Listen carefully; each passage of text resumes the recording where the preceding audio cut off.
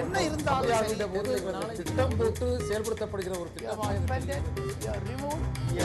சூழலை உருவாக்குவதற்காக முடிவெடுப்பது என்று வரும்போது காட்சி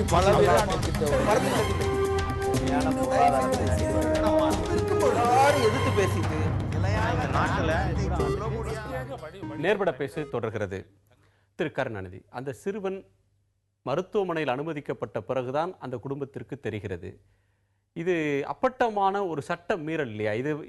இது வந்து ஒரு தனித்த சம்பவமா பார்க்க முடியுமா, இல்ல பெருவாரியான சம்பவங்களில் இப்படித்தான் நடக்கிறதா? நிச்சயமாக அது தவறு. அது வந்து ஒரு பையனை அந்த சிறுவனை கூட்டு வரும்போது அந்த பெற்றோருக்கு தெரிவிக்கணும்.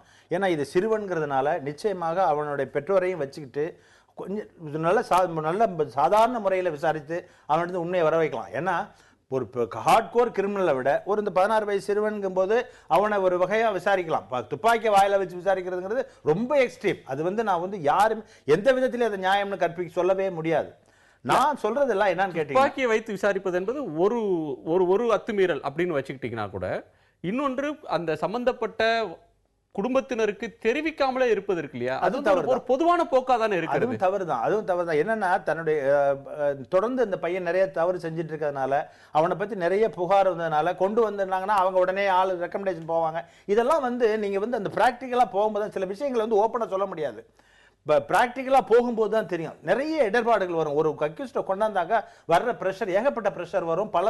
இப்போ நீங்கள் இந்த பையனை கூட்டு வந்துட்டாங்கன்னா அவங்க உடனே போட்டு பல இடங்களுக்கு போவாங்க. அங்கேருந்து ப்ரெஷர் வரும், விட்டுடுங்கன்னுவாங்க. ஆனால் சரியாக விசாரிக்கவே முடியாது, உண்மை வராது. ஆனால் பாதிக்கப்பட்டவங்க என்ன சொல்லுவாங்க, இருங்க நான் சொல்லி முடிச்சேன். ஒரு கேள்வி கேட்கிறேன்.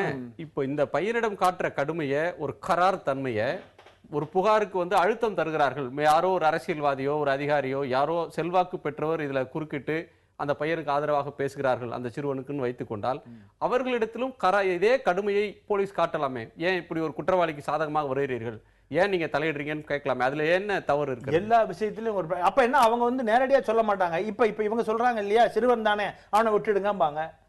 சிறுவனை 16 வயசு பையனை ஏன் கொண்டு வந்து ஸ்டேஷன்ல வச்சுக்கிட்டு இருக்க, விடுங்கம்பாங்க. இப்படித்தான் சட்டத்தை ஒவ்வொரு ஹடில் நம்ம வந்து சட்டத்தில் ரெஸ்ட்ரிக்ஷன்ஸ் லீகல் ரெஸ்ட்ரிக்ஷன்ஸ் தான், வேற ஒன்றும் இல்லை. இப்போ சுப்ரீம் கோர்ட் போட்டிருக்கிறதுல லீகல் ரெஸ்ட்ரிக்ஷன், அது ஒன்று நான் ஒன்றும் இல்லைன்னு சொல்லலை. அந்த லீகல் ரெஸ்ட்ரிக்ஷன்ஸ் யாரை பாதிக்குதுன்னா சமூகத்துக்கு சென்றடைய வேண்டிய போலீசிங்கை பாதிக்குது.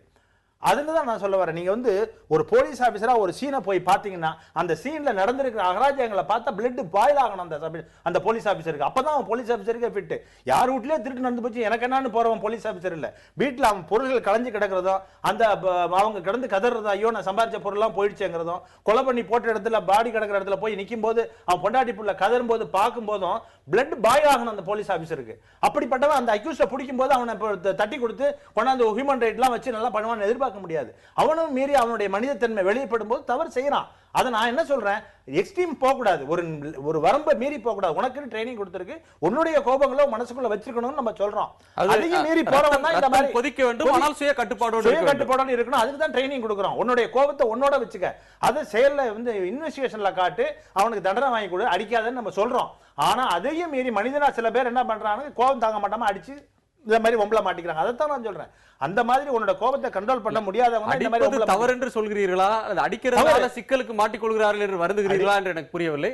அதாவது பொதுவான இது போன்ற வெளியே வரும் போதுதான் நம்ம இதை பத்தி பேசுறோம்.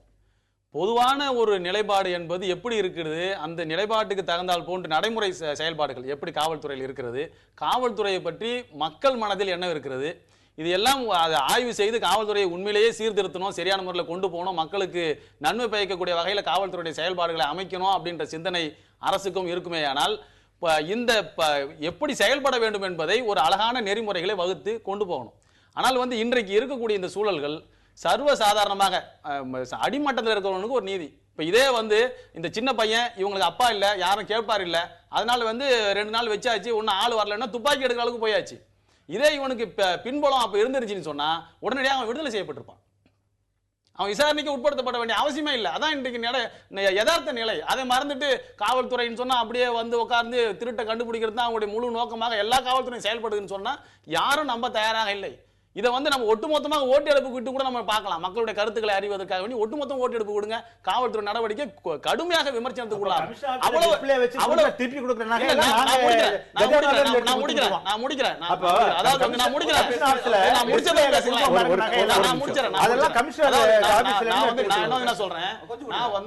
ஒட்டுமொத்தமா நான் மீண்டும் மீண்டும் முதல்ல துவங்கின இடத்துக்கு நான் வரேன். ஒட்டுமொத்த காவல்துறையை நான் அப்படி சொல்லல. தவறு செய்பவர்களுக்கு சரியான தண்டனை மக்களுக்கு முன்னால காட்டுங்க. இப்ப இவர் வந்து துப்பாக்கி வச்சு சுட்டிருக்காரு, இவருக்கு என்ன தண்டனை என்பது நீங்க இதோட மறைஞ்சிடக்கூடாது. இந்த சப்ஜெக்ட் அதுக்கு அந்த மீண்டும் வந்து இந்த தண்டனை கொடுக்கப்பட்டிருக்கிறது அப்படின்றது மக்கள் மத்தியில வந்ததால் தான் அடுத்த அதிகாரி அதை பார்த்து பயப்படுவாங்க. அது குற்றம் செய்தவர்கள் காவல்துறையினராக இருந்தாலும் கடுமை காட்டப்பட வேண்டும் என்று உங்கள் கருத்து. மக்களிடம் இதை பற்றி ஒரு கருத்தை கேட்டிருந்தோம். இந்த சிறுவன் நீலாங்கரையில் நடந்த சம்பவம் தொடர்பாக சிறுவன் தொண்டையில் பாய்ந்த துப்பாக்கி குண்டு போலீசினுடைய அத்துமீறலா அல்லது தற்செயலாக நடந்த விபத்தா என்று கேட்டிருந்தோம். நம்முடைய ஃபேஸ்புக் மூலமாக ஏராளமான நேயர்கள் தங்கள் எண்ணத்தை பிரதிபலித்திருக்கிறார்கள். 80% பேர் இது அத்துமீறல் என்று சொல்லியிருக்கிறார்கள். 20% பேர் இது ஒரு விபத்து என்று கூறியிருக்கிறார்கள். கருத்தை பகிர்ந்து கொண்ட நேயர்களுக்கு நன்றி. திரு ரவிச்சந்திரன், இந்த பிரச்சனையில் அவர்கள் ஒரு நிலைப்பாட்டிலிருந்து சொல்கிறார்கள், காவல்துறை அதிகாரி தன்னுடைய நிலைப்பாட்டை சொல்கிறார். இதில் எங்கோ ஒரு கோளாறு இருக்கிறது. சட்டங்கள் வேண்டும், அதை சட்டப்படிதான் நடக்க வேண்டும் என்று சொல்கிறார். ஆனால் விதிமுறையும் இருக்கிறது, சட்டம் இருக்கிறது, ஆனால் அது மீறலும் தொடர்ந்து கொண்டே இருக்கிறது. இதில் ஒரு அணுகுமுறை மாற்றம் எங்கே இருந்து தொடங்க வேண்டும் நினைக்கிறீங்க? அதாவது சார், இந்த டோட்டல் சிஸ்டம் இருக்கு இல்லையா, போலீஸ் அட்மினிஸ்ட்ரேட்டிவ் சிஸ்டம், போலீஸை நம்ம நிர்வாகம் செய்யும் ஒரு சிஸ்டம் இருக்கு இல்லையா சார், இந்த சிஸ்டத்தை கம்ப்ளீட்டா ரீவேம்ப் பண்ணி ஆகணும். ஒவ்வொரு ஒரு போலீஸ்காரர், ஒரு போலீஸ் இன்ஸ்பெக்டர் இந்த இடத்துக்கு இதுக்கு தான் இருக்கார் அப்படிங்கிறத அவர் அதை தவிர வேற எதுக்கு வரக்கூடாது. இப்போ உதாரணத்துக்கு இப்போ ஜஸ்டிஸ் ஜுவனைல் போர்டு இருக்கு. இதுக்கு இந்த கேஸை பொறுத்த வரைக்கும் அந்த பையனை கொண்டு போய் நேரம் அங்கே ஹேண்ட் ஓவர் பண்ணிடணும். பா இவன் பண்ணியிருக்கான், நீ டீல் பண்ணிக்க. இன்ஸ்பெக்டருக்கு இதில் வேலை கிடையாது, போலீஸ் இன்ஸ்பெக்டருக்கு இதில் வேலை கிடையாது. இப்படி ஒவ்வொரு டிபார்ட்மெண்ட்டும் அவங்களுக்கு உண்டான இதுக்கு என்ன பண்ணணும்னு கேட்டிங்கன்னா, மத்திய அரசு நீங்கள் பார்த்தீங்கன்னா ஒவ்வொரு வருஷம் பல ஆயிரம் கோடிகளை வந்து ராணுவத்துக்காக செலவழிக்கிறாங்க. அதில் 10% ஒவ்வொரு மாநிலத்திலும் போலீஸ்க்கு கொடுத்தாங்க அப்படின்னா போலீஸ் ஃபோர்ஸும் ஜாஸ்தி பண்ண முடியும், போலீஸ் ஃபோர்ஸோட இம்ப்ளிமெண்டேஷன் ஜாஸ்தி பண்ண முடியும், அவங்க செய்யும் செயல்பாடுகளில் மக்களுக்கு திருப்திகரமாக இருக்கிற மாதிரி செய்ய முடியும். இதில் என்ன கேட்டிங்கன்னா, நம்பர் ஆஃப் போலீஸ்மென் ஜாஸ்தி வேணும், ஃபோர்ஸ் கிடையாது, பந்தோபஸ்து, 1008 பிரச்சனைகள் அவங்களுக்கு இருக்கு. இது எல்லாம் தீர்க்கணும்னா entire system right from top to bottom, மேலிருந்து கீழே வரைக்கும் எல்லாத்தையும் இதை வந்து ரீபேம்ப் பண்ணி இதை சரி பண்ணி முழுமையாக பிரித்து ஒவ்வொருத்தருக்கு இந்த டியூட்டி அப்படின்னு கொண்டு வந்தால் தான் இது போன்ற விஷயங்கள்ல நாளைக்கு அந்த தவற வந்து ஒரு பர்టిక్యులர் பர்சன் ஒரு குறிப்பிட்ட நம்ம ஃபிக்ஸ் பண்ண முடியும். இல்ல அப்படினா அதெல்லாம் போயிட்டு தேவநாயன், சுருக்கமாக உங்களுடைய நிறைவு கருத்து வேண்டும். அதாவது இந்த மனப்பான்மை மாற்றத்திற்கு என்ன தேவை? அதாவது முதல் முக்கியம் குழந்தை நேய அணுகுமுறை, குழந்தை நேய காவலர்கள். இந்த குழந்தைக்கு இப்போ நான் கடைசியாக சொல்கிறேன், இந்த குழந்தைக்கு நான் கண்டிப்பாக முழுமையாக ஒரு ஃபுல் இன்வெஸ்டிகேஷன் பண்ணணும். போலீஸ் டார்ச்சர் விஷயங்களை ஆவணப்படுத்தப்பட வேண்டும். முழுமையாக அந்த காவல்துறை அலுவலர் மீது உரிய கொலை செய்வதற்கான முயற்சியில் வழக்கு பதிவு செய்யப்பட வேண்டும். அடுத்து ஜுவனைல் ஜஸ்டிஸ் ஆக்ட் பற்றி அனைத்து காவல் நிலையத்துறை காவல் அலுவலர்களுக்கும் செய்ய வேண்டும். சிறார் நீதி சட்டம் பற்றி முழுமையாக அனைத்து லெவல்லையும் நீதிமன்றம் உட்பட எல்லாத்துக்கும் சொல்லணும். ஏன்னா இன்னைக்கு வந்து குழந்தை நாளைய குடிமக்கள், நாளைய தளபதிகள், நாளைய ராஜாக்கள், இவர்களை சரியான நேரத்தில் வந்தால்தான் நாளைய நாடு ஒரு சிறந்த நாடாக இருக்கும். அப்போ குழந்தை உரிமையோடு, குழந்தை உரிமை கலாச்சாரத்தோடு அணுகிற முறையும் குழந்தை நேய சமூகமாக நாம் மாறுவதற்கு குழந்தை நேயத்துக்கு அடுத்து வந்து ஜுவனைல் ஜஸ்டிஸ் ஆக்டை தமிழ்நாட்டில் முழுமையாக நடைமுறைப்படுத்த வேண்டும். குழந்தைகளுக்கான நேய காவலர் அலுவலர் உடன் எல்லா லெவலிலும் நடைமுறை. உங்கள் கருத்துக்கு நன்றி. உங்களுடைய நிறைவு கருத்து? அதான் இது போன்று சம்பவங்கள் நிச்சயமாக நடக்கக்கூடாது. காவல்துறையினருக்கு பயிற்சிகள் அளிக்கப்பட்டிருக்கிறது. அதை அவர்கள் செய்வதற்கு பொதுமக்கள்ங்கிற ஓரளவு ஒத்துழைப்பு கொடுக்கணும்.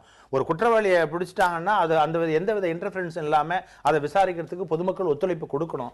அதே நேரத்தில் இந்த மாதிரி நடக்கிற சம்பவங்களை வச்சுக்கிட்டு ஒட்டுமொத்த காவல்துறையுமே குறை சொல்லி காவல்துறையில் உள்ளவர்கள் எல்லாமே இப்படிதான் அப்படின்னு சொல்லிட்டு பேசி அதை வந்து ஜெனரலைஸ் பண்ணாக்கா சமூகத்தில் ஒரு தவறான எண்ணம் மக்களுக்கு தேவை, மக்களுக்கு போலீசாருக்கும் தேவை. போலீசாரும் வந்து உணர்ச்சி வசப்பட்டு இந்த மாதிரி, அதாவது ஒரு பூனை வந்து எலி தன்னுடைய குட்டியை பிடிப்பதற்கும் எலியை பிடிப்பதற்கும் ஒரே மாதிரி இருந்தா கூட ரெண்டுக்கு வித்தியாசம், பிடியில வித்தியாசம் இருக்கு. அந்த மாதிரி நல்லவர்கள் தன்னை உதவி நாடி வருகிற பொதுமக்களிடம் நடந்து கொள்வதற்கும் குற்றவாளி நடந்துவதற்கும் வித்தியாசம் காட்டணும். ரெண்டு பேர்ட்டையும் ஒரே மாதிரி இருந்தாங்கன்னா இந்த மாதிரி பொய்யான இது மாதிரி இப்ப வர இந்த சிக்கல் வரதான் செய்யும். உங்கள் நிறைவு கருத்து? அதாவது வந்து காவல் நிலையங்கள் தான் சாதாரண சாமானிய மக்களோடு தொடர்புள்ளது. உயர் அதிகாரிகள் இருக்கக்கூடிய DSP, SP, commissioner, assistant commissioner இவங்கெல்லாம் வந்து உயர் அதிகாரிகள். அவர்கள் எப்போது தான் காவல் நிலையத்துக்கு வருவாங்க, என்னன்னு கண்காணிப்பாங்க விடும். அதனால இந்த காவல் நிலையம் தான் முதல்ல கண்காணிப்புக்கு உட்படுத்தப்பட வேண்டும். நான் வந்து தேவநயன் அவர்கள் சொன்ன கருத்தை முழுவதுமாக ஏற்றுக்கொள்கிறேன். சிசி கேமரா கண்டிப்பாக பொருத்தப்படணும். பொருத்தப்பட்டால் தான் பல காவல் நிலையங்களில் இது போன்ற அப்பாவி பொதுமக்கள் பாதிக்கப்படுவது தடுத்து நிறுத்துவதற்கு ஒரு வழிவகையா இருக்கும். ஏன்னா உயர் அதிகாரிகளை பொறுத்த வரைக்கும் இன்னும் கொஞ்சம் பொறுப்பு மிக்கவர்களாக இருக்கிறதால அதை கண்காணித்து நிறுத்துவதற்கான ஒரு வாய்ப்புகள் இருக்கிறது.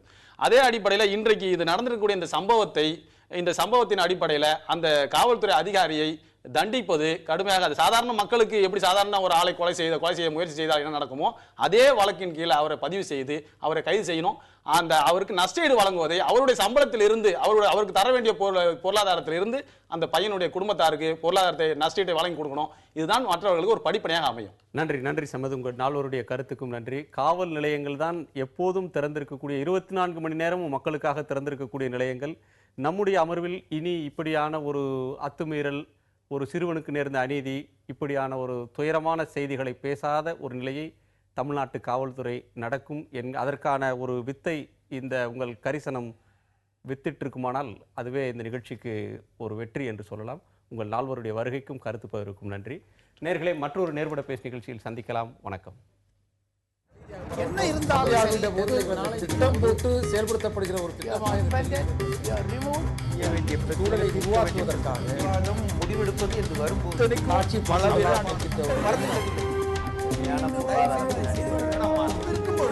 எதிர்த்து பேசிட்டு